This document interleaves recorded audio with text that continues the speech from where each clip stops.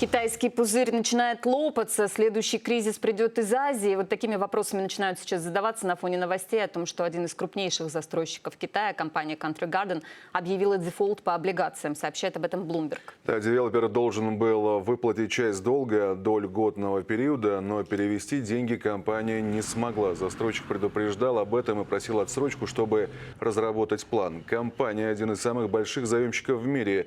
Одних только офшорных облигаций у нее почти на 11 миллиардов долларов. Country Garden пока не признан банкротом, но в любой момент это может измениться. Стоит отметить, что потенциальный дефолт этой фирмы не единственная предпосылка кризиса на рынке недвижимости Китая. Как развивался и шел на убыль один из столпов китайской экономики, в нашей справке.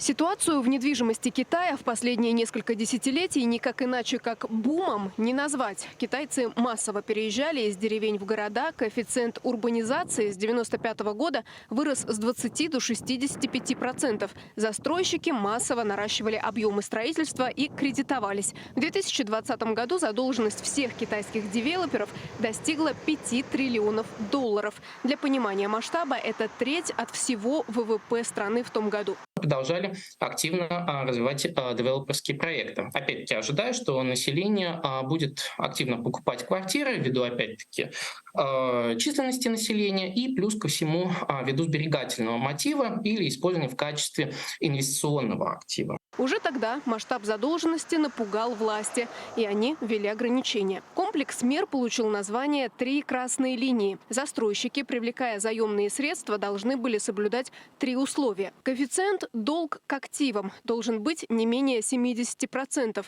долг к капиталу не менее 100%, денежные средства и их эквиваленты к краткосрочному долгу не менее единицы.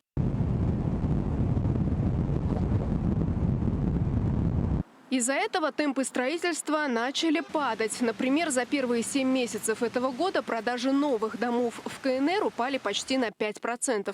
Китайцы стали опасаться покупать квартиры в строящихся домах из-за затянувшихся строек. Дольщики стали бойкотировать выплаты. В итоге трудности уже у ряда застройщиков. По словам экспертов, в случае коллапса на помощь частникам придут компании из госсектора.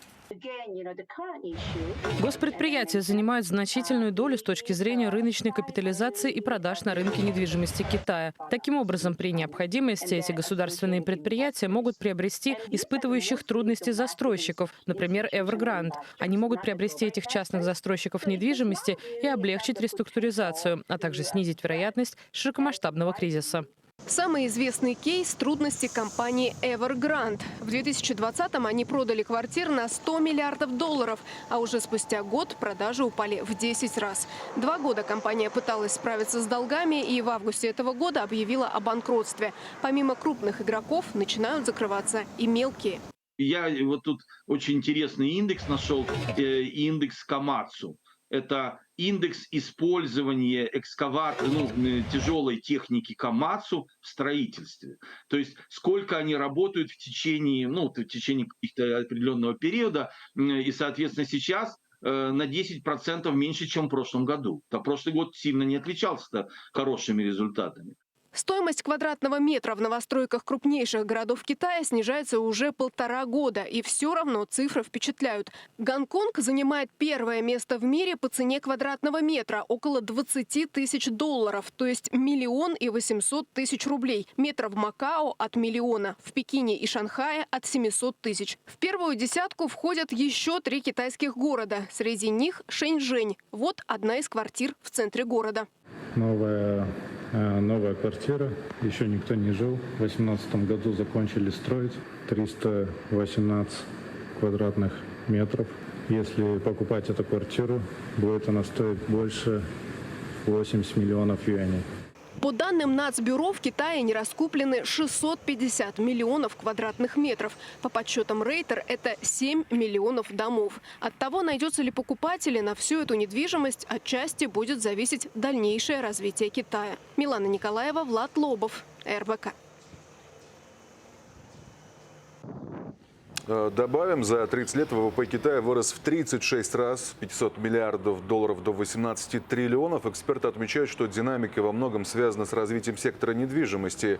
На эту и смежные отрасли приходится, по разным оценкам, до 30% внутреннего валового продукта страны.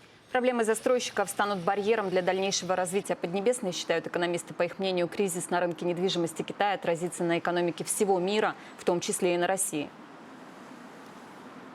Это очень большая, значимая экономика, и понятно, что если там что-то плохое произойдет, то мало не покажется. Китай, по сути, единственный драйвер роста спроса на нефть и на многие другие сырьевые товары, ну, например, на уголь. Поэтому для России это вдвойне болезненно. И сейчас мы действительно видим такие риски, в частности, рынок недвижимости. Тем не менее, вопреки всем пессимистичным прогнозам, говорить о кризисе в Китае все-таки не приходится, пока ВВП страны за год прибавил почти 5%.